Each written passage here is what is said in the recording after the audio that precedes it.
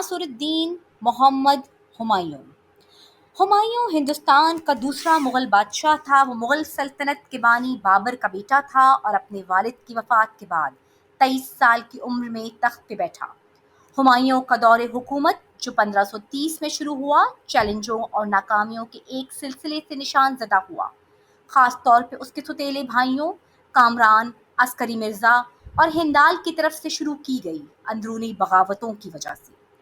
ان بھائیوں نے اپنے والد بابر کے مشورے پہ عمل کرنے اور ان کے ساتھ حسن سلوک کرنے کی ہمایوں کی کوششوں کے باوجود سلطنت میں اپنے حصے کا دعویٰ کرنے کی کوشش کی۔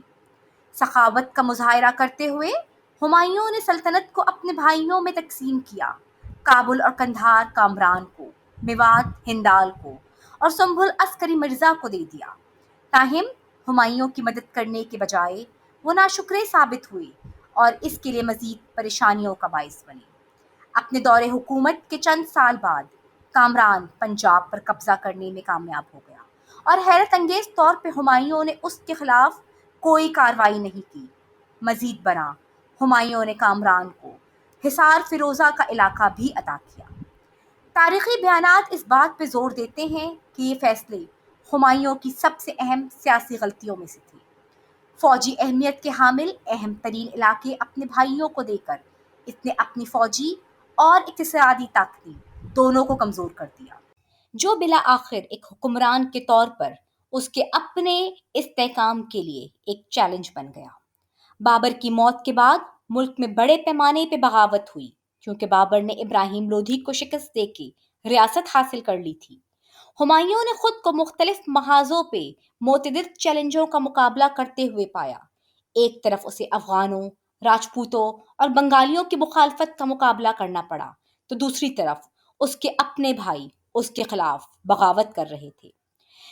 اندرونی اور بیرونی خطرات کے امتزاج نے ہمایوں کے دور حکومت اور سلطنت کے حکمران کی حیثیت سے استحکام کے لیے اہم مشکلات کھڑی کی۔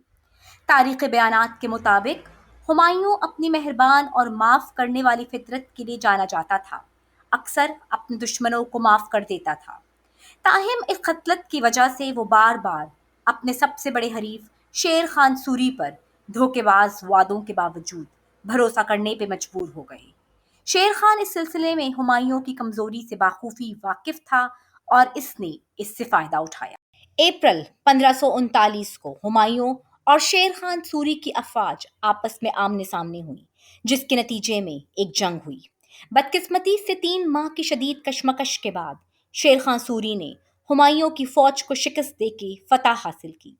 شکست کے عالم میں ہمایوں اپنی جان بچا کر بھاگ گیا اور فرار ہونے کی کوشش میں اس کا گھوڑا دریا میں جا گرا۔ شکر ہے کہ نظام سکہ نامی شخص ہمایوں کی مدد کے لیے آیا اور اسے ڈوبنے سے بچا لیا۔ شکر گزاری کے طور پہ ہمایوں نے نظام سکہ کو اس کے بہادرانہ عمل کے صلے میں ایک دن کے لیے حکومت کرنے کا موقع دیا۔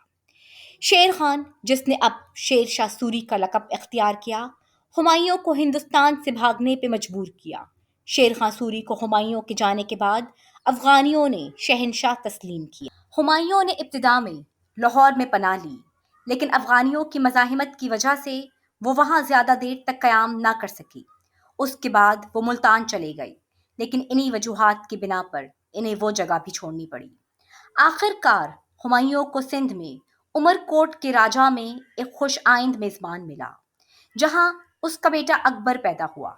تاہم اس پرامن مقام پر بھی ہمایوں کو افغانیوں کی مخالفت کا سامنا کرنا پڑا، جس کی وجہ سے وہ ایک بار پھر وہاں سے نکلنے پہ مجبور ہوئے۔ ایک مضبوط پناہ گاہ کی تلاش میں ہمایوں نے بالآخر شاہ تحمس کے زیر اقتدار فارس میں پناہ لی، جس نے اس کا خیر مقدم کیا اور مدد کا وعدہ کیا۔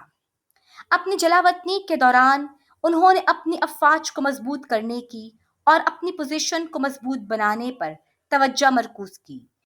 ہندوستان میں اپنے تخت پر دوبارہ دعویٰ کرنے کا عزم کیا۔ شیر شاہ سوری کی وفات کے بعد اس کے جانشین کمزور اور نااہل ثابت ہوئے۔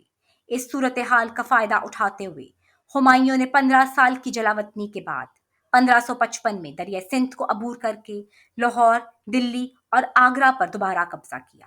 تاہم اس کا دور حکومت مختصر مدت کے لیے تھا۔ اپنے تخت پر دوبارہ قبضہ کرنے کے صرف 6 ماہ بعد ایک سہانیہ پیش آیا۔ اپنی لائبریری میں ایک کتاب کا مطالعہ کرتے ہوئے ہمایوں نے اذان سنی اور نماز پڑھنے کے لیے دوڑا۔ بدقسمتی سے وہ جلد بازی کے دوران سیڑھیوں سے پھسل کر جان لیوا زخموں کا شکار ہو گیا، جس سے وہ کبھی صحت یاب نہ ہو سکا۔ چند روز بعد ان کا انتقال ہو گیا۔ اپنی پوری زندگی میں ہمایوں نے کئی بدقسمت واقعات کا سامنا کیا اور اپنے ہی خاندان کے افراد اور اجنبیوں دونوں کی طرف سے غداری اور بے وفائی کو برداشت کیا۔ قسمت نے کبھی بھی ان کا ساتھ نہیں دیا اور اسے اپنے دور حکومت میں متعدد چیلنجوں کا سامنا کرنا پڑا۔